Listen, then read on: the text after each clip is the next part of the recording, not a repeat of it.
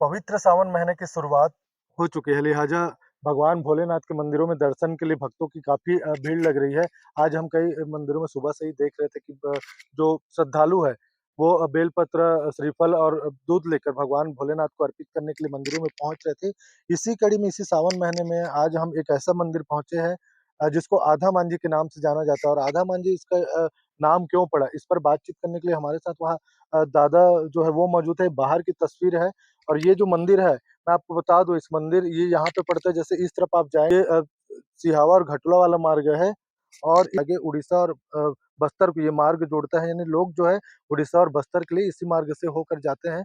तो ये बीच में पड़ता है, यानी बुरई से निकलेंगे तो बुरई से कुछ ही दूरी पर ये जो मंदिर है, वो पड़ता है। आइए हम चलते हैं, आपको दर्शन करवाते हैं सावन के इस पवित्र महीने में आधा मांझी भगवान जी का। और ये देख सकते हैं कि हम लोग मंदिर के अंदर प्रवेश कर चुके हैं।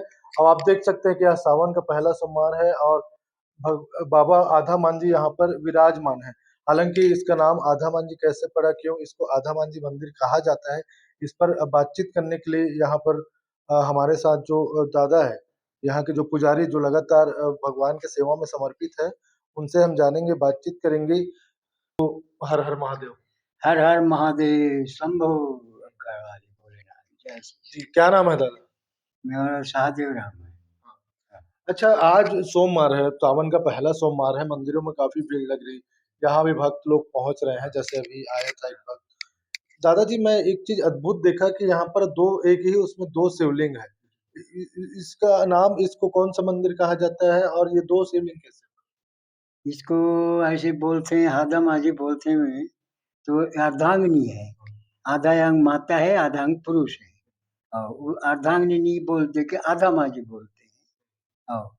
वहाँ पर जो शिवलिंग है, वो किसका-किसका है? एक ही जगह 2 शिवलिंग? दोनों एक ही क्षण पग में हैं।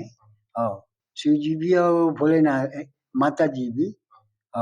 यानी एक माता जी का है और एक भगवान भोलेनाथ। भोलेनाथ। अच्छा। ये जो मंदिर है, इसका आधा मांझी नाम कैसे पड़ा? अब वो इसका नाम वो जब आधा माझी पड़ा, आधा-आधा अंग है दोनों का। हाँ, हाँ, दोनों का आधा-आधा है इसलिए। जैसे भगवान अर्धनारीश्वर। हाँ, जी, जी। हाँ। अच्छा, आप यहाँ कब से सेवा कर रहे हैं? मैं तो यहाँ समझो ऐसे तो शुरू स्टार्ट 1965 से था। उसके बाद में 10-12 साल तक फिर बंद हुआ था। फिर परमात्मा ने हमारे मन को फिर खींच लिया और खींचने के बाद में वहाँ से अभी तक चल रहा है।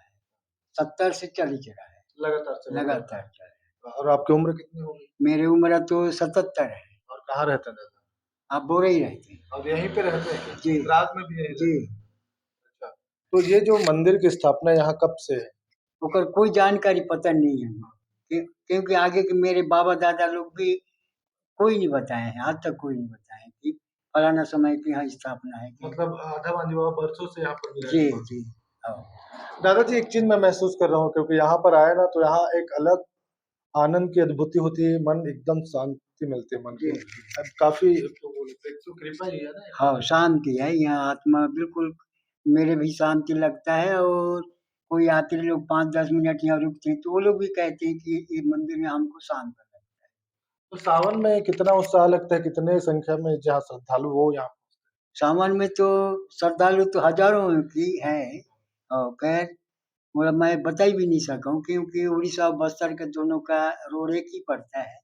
दोनों तरफ के सावन सोमवारी वाले भक्त लोग कोई यहाँ रुकते हैं, बैठते हैं, अपने जो भी चाय-पानी बनाते हैं, खा बैठते हैं, खाते हैं, आराम भी करते हैं।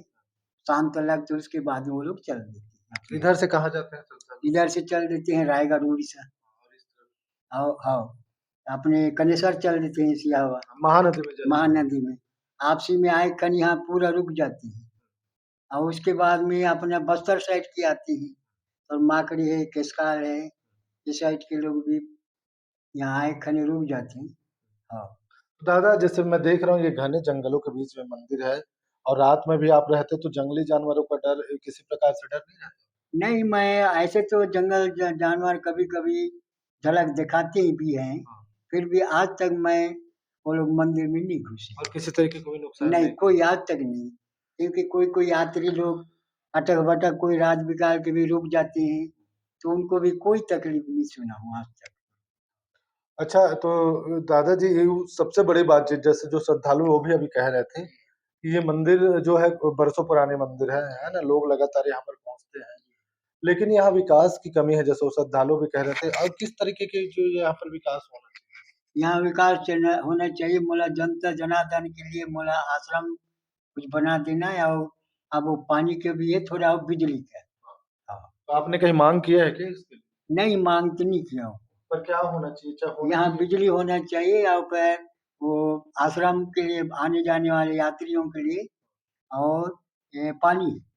हाँ, तो क्या नाम बोले दादा?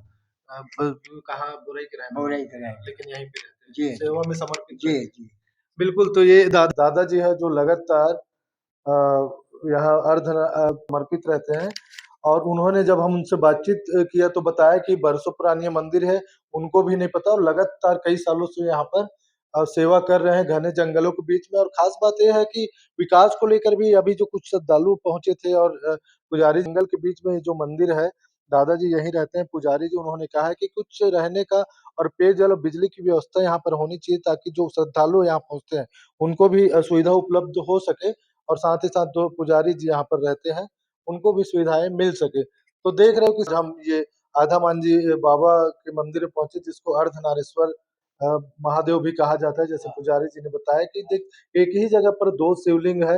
इन्होंने बताया कि ये अद्भुत है, ये ऐसा तो मैं पहली बार देख रहा हूँ, हो सकता है और कहीं पर होगा लेकिन अद्भुत लगा। यहाँ जब मैं आया हमने दर्शन किया और जो दादाजी हैं, काफ़ी दिनों से यहाँ पर सेवा कर रहे हैं, तो कहीं न कहीं आज सावन में सारे मंदिरों में क्षेत्र के जैसे भगवान गणेश्वर महादेव है, कोटेश्वर महादेव है, वहाँ पर भक्तों की लगातार भीड़ लग रही है। लोग दर्शन के लिए जो मंदिरों में भगवान भोलेनाथ के मंदिरों में, शिवालयों में पहुँच रहे हैं। तो ये अद्भुत है, इसका नाम आधा मांझी क्यों पड़ा? वो दादाजी ने बताया तो निश्चित तौर पर बहुत अच्छा हमने आया, दर्शन किया और कोशिश किया कि हमारे दर्शकों को भी दर्शन करवाएँ। तो निश्चित तौर पे सभी को यहाँ दर्शन करने के लिए इधर से गुज़रते हैं तो ज़रूर आना चाहिए। मैं जितेंद्र साहू, न्यूज़ पोस्ट के लिए धमतरी, बुरई।